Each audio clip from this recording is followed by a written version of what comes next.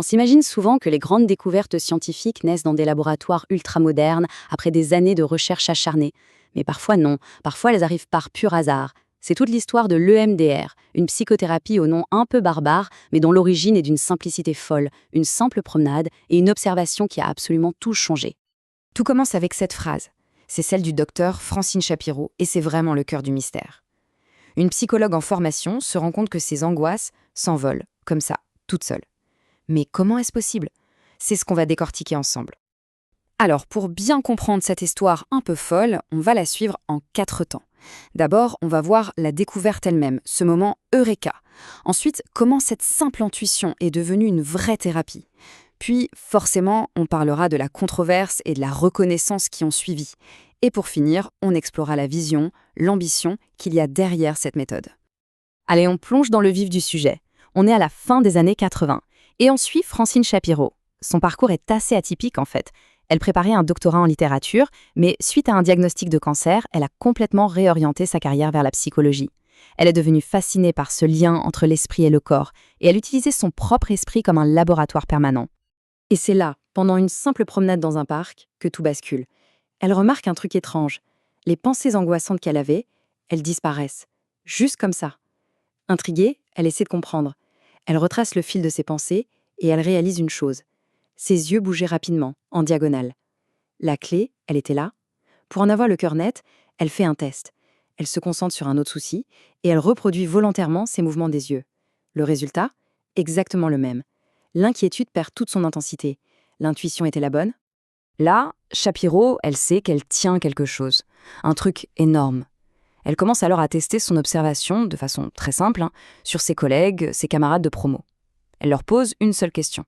Qu'est-ce qui vous dérange? Et elle tente de reproduire les faits qu'elle a découverts sur elle-même. Mais voilà, il y a un premier obstacle. La plupart des gens n'arrivent pas à faire ces mouvements des yeux de manière spontanée. Et c'est là qu'elle a une idée, toute bête mais géniale. Elle va utiliser sa propre main pour guider leur regard. Ce geste, qui peut paraître anodin, va devenir l'un des piliers de la procédure EMDR. Mais le vrai tournant, le moment où tout s'accélère, le voici. Elle travaille avec un vétéran du Vietnam. Imaginez, un homme hanté par le même souvenir traumatique depuis 20 ans. Et en quelques minutes de thérapie, ce souvenir perd toute son emprise. Pour Shapiro, c'est la preuve ultime. Sa méthode a un potentiel immense pour soigner les traumatismes les plus profonds. Sauf que ce succès incroyable, il a un revers. Un vrai dilemme éthique. D'un côté, il y a la joie de la découverte, et de l'autre, la douleur. La douleur de voir les victimes de traumatismes aux infos en sachant qu'elle détient peut-être une solution, mais une solution qui n'est pas encore prête. Cette urgence, ça va devenir son moteur. Forcément, une approche aussi nouvelle, ça ne passe pas inaperçu et ça bouscule l'ordre établi. Le MDR n'a pas échappé à la règle, loin de là. La méthode a dû faire face à un scepticisme énorme et à des critiques très vives de la part de la communauté psychologique. Alors les critiques ont fusé de partout. On a accusé le MDR d'être une secte. On a dit que c'était élitiste parce que la formation était très contrôlée. Et bien sûr, on a accusé Shapiro de vouloir juste se faire de l'argent. De son côté, elle répondait point par point. Pour elle, ces contrôles stricts, c'était une question de sécurité pour les patients. Elle avait vu des praticiens mal formés faire du mal et elle voulait à tout prix éviter ça. Mais au cœur de toute cette agitation, il y avait un débat scientifique bien précis. Pour les critiques, le truc central de l'EMDR, les mouvements des yeux, eh bien c'était juste du vent, du superflu. Pour eux, l'EMDR, ce n'était rien de plus qu'une thérapie d'exposition classique, un peu déguisée pour faire neuf. En fait, cette critique, elle révèle 2 manières complètement différentes de voir comment le cerveau guérit. D'un côté, il y a la thérapie d'exposition classique, qui repose sur ce qu'on appelle le modèle d'extinction. L'idée, c'est de créer un nouveau souvenir, un souvenir sûr, qui vient faire concurrence au souvenir traumatique, mais sans le changer. Et de l'autre, il y a le MDR et son modèle de reconsolidation.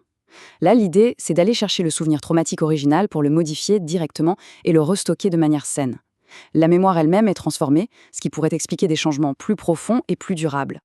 Toute cette approche, elle repose sur une théorie qu'on appelle le TAI pour traitement adaptatif de l'information. L'idée au fond est assez simple. Un trauma, ce n'est rien d'autre qu'un souvenir qui est resté bloqué, mal digéré par le cerveau. Une information qui ne passe pas.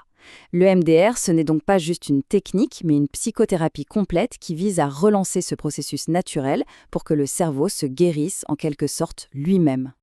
Allez, on avance. Maintenant qu'on a vu la naissance et les polémiques, voyons la vision plus large de l'EMDR. Parce que oui, la méthode s'est fait connaître pour le traitement du syndrome de stress post-traumatique, Mais en réalité, ces applications se sont révélées bien plus vastes. Aujourd'hui, l'EMDR va bien au-delà des grands traumatismes comme la guerre ou les agressions. On l'applique aussi aux petits T, vous savez, ces expériences de vie douloureuses qui nous marquent tous. Mais ça ne s'arrête pas là. On l'utilise pour les problèmes d'estime de soi, les troubles anxieux, la personnalité et même pour des choses aussi surprenantes que la douleur du membre fantôme.